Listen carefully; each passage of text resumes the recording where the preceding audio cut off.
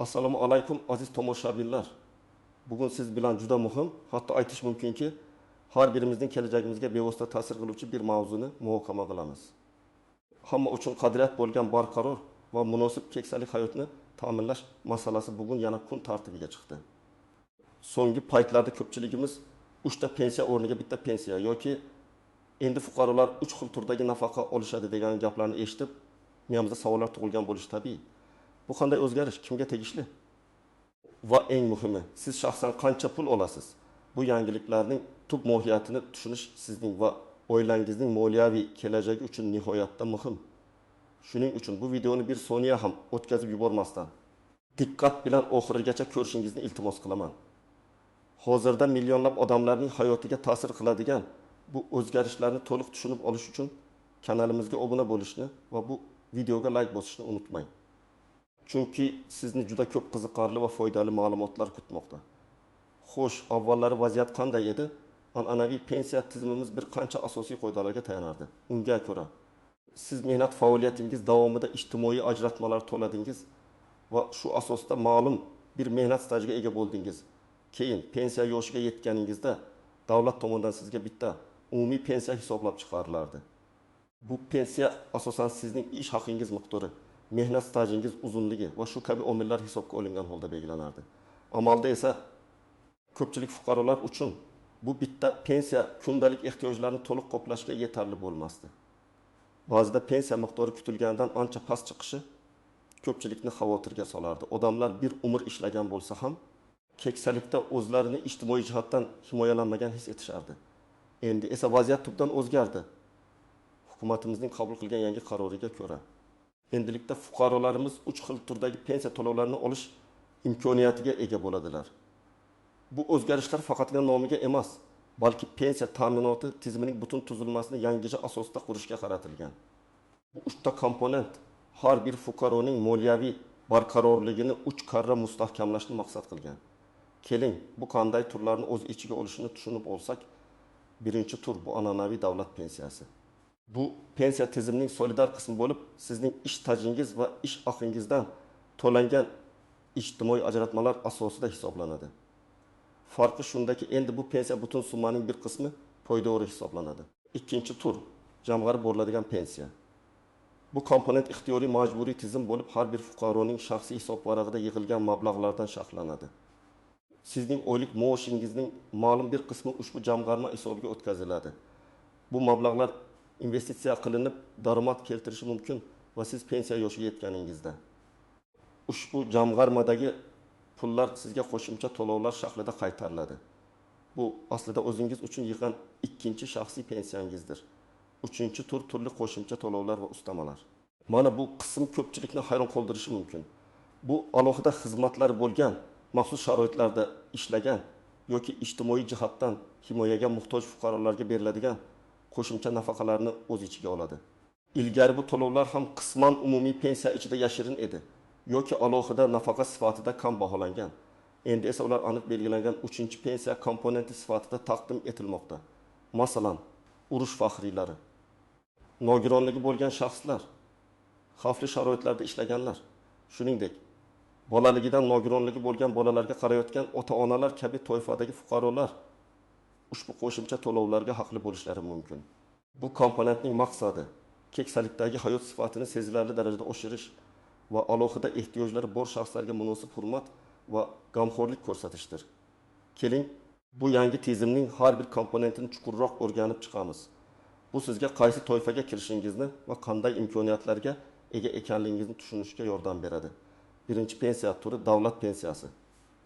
Bu eng asosiy va ko'pchilikka tegishli pensiya. Agar siz rasmiy ish joyida ishlagan, mehnat staji ega bo'lgan va ijtimoiy ajratmalarni to'lagan bo'lsangiz, ushbu pensiyani albatta olasiz.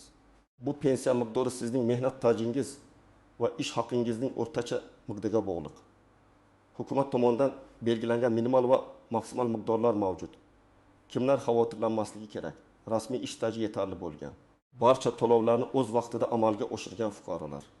Ular uchun bu pensiya kafolatlanadi. Kimlar xavotirlanishi kerak?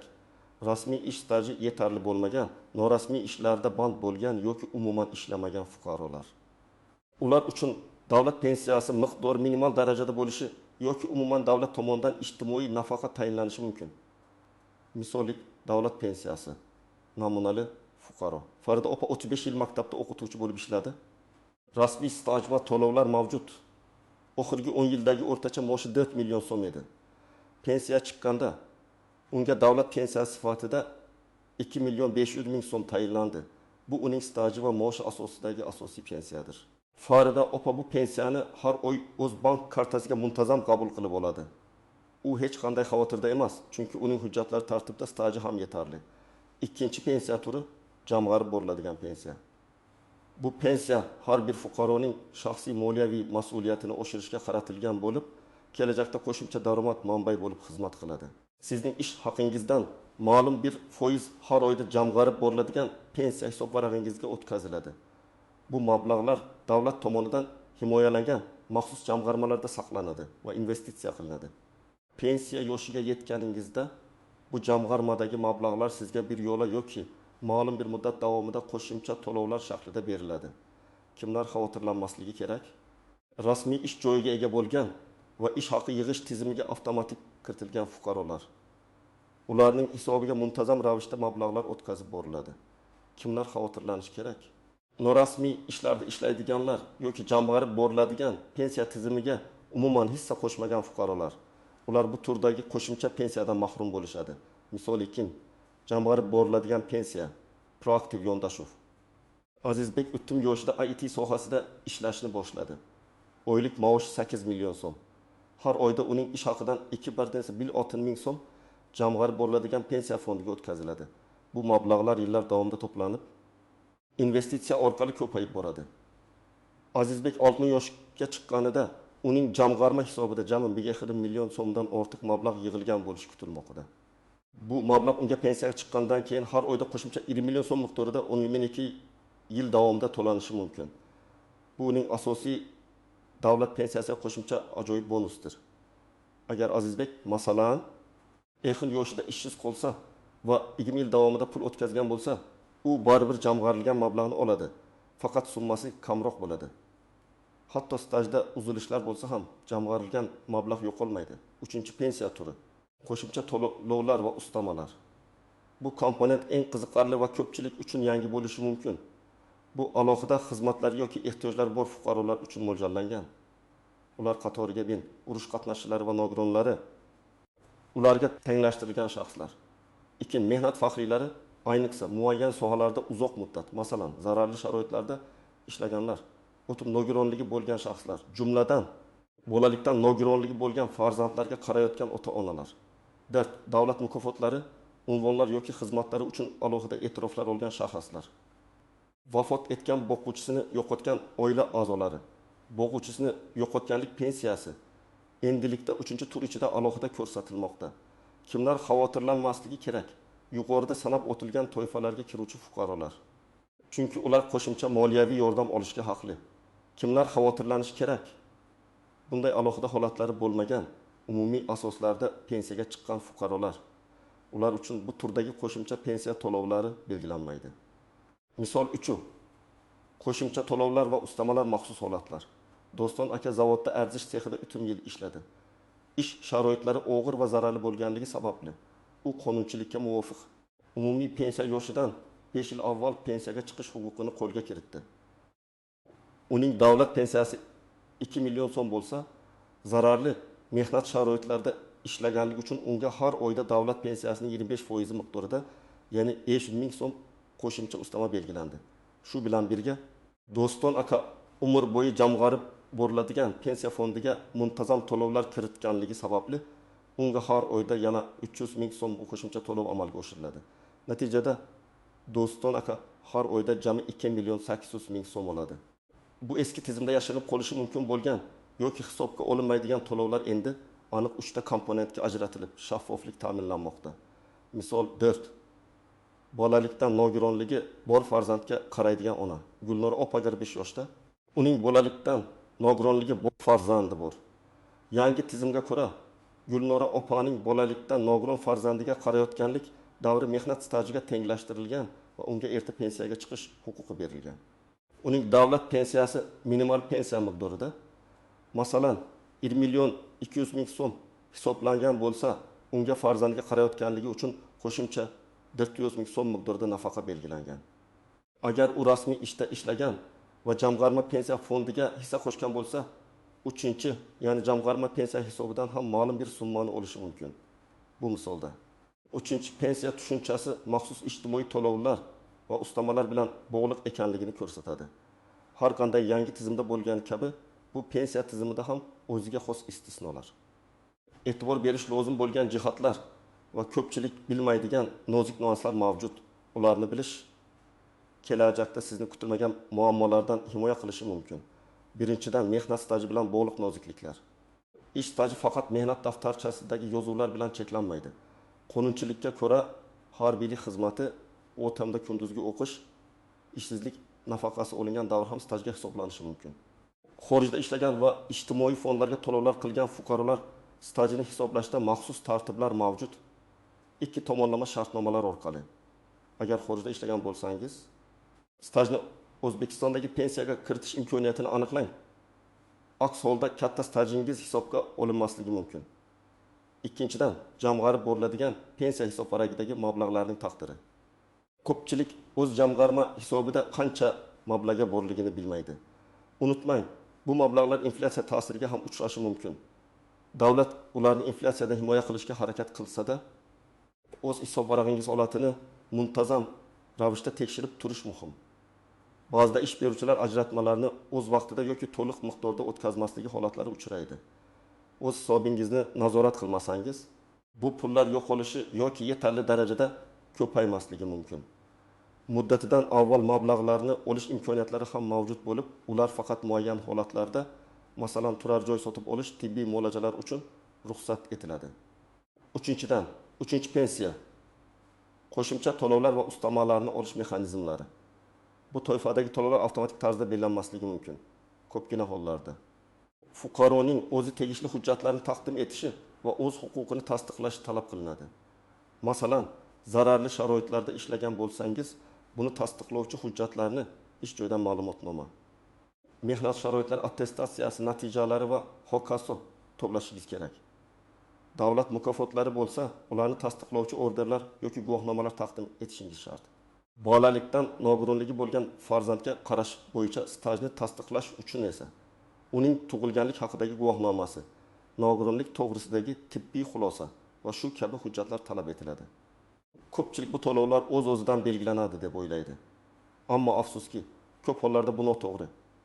Har bir hujjatni to'g'ri rasmiylashtirish va o'z vaqtida topshirish juda muhimdir. 4-chidan, pensiyani hisoblashda ish haqi koeffitsiyenti. Pensiya hisoblashda sizning butun mehnat faoliyatingiz davomidagi barcha oylik ish haqlaringiz hisobga olinmaydi. Qoidaga ko'ra, oxirgi 5 yil yoki istalgan 5 yil uzluksiz ish haqi ko'rib chiqiladi. Pensiya fondi mutaxassislari bilan maslahatlashib, sizga eng foydali bo'lgan 5 yillik davrni aniqlash juda muhim. Shuningdek, agar sizning maoshingiz rasmiy ravishda minimal darajada ko'rsatilgan bo'lsa, bu pensiyangizga salbiy ta'sir ko'rsatadi. Konvertda olingan pullar hech qachon pensiya hisob-kitobida aks etmaydi. 5-chidan, pensiya turini tanlash imkoniyati. Ba'zi hollarda fuqarolar bir nechta pensiya olish huquqiga ega bo'lishlari mumkin. Masalan, o'z pensiyasi va vafot etgan o'quvchisini yo'qotganlik pensiyasi. Ammo qonunchilikka ko'ra, odatda faqat bitta pensiya turini tanlash mumkin. Bunday holatlarda qaysi pensiya miqdori siz uchun ko'proq foyda keltirishini hisoblab chiqish va eng maqbul variantni tanlash juda muhim. Bu masalada ham pensiya jamg'armasi mutaxassislarining yordam bebaho bo'lishi mumkin.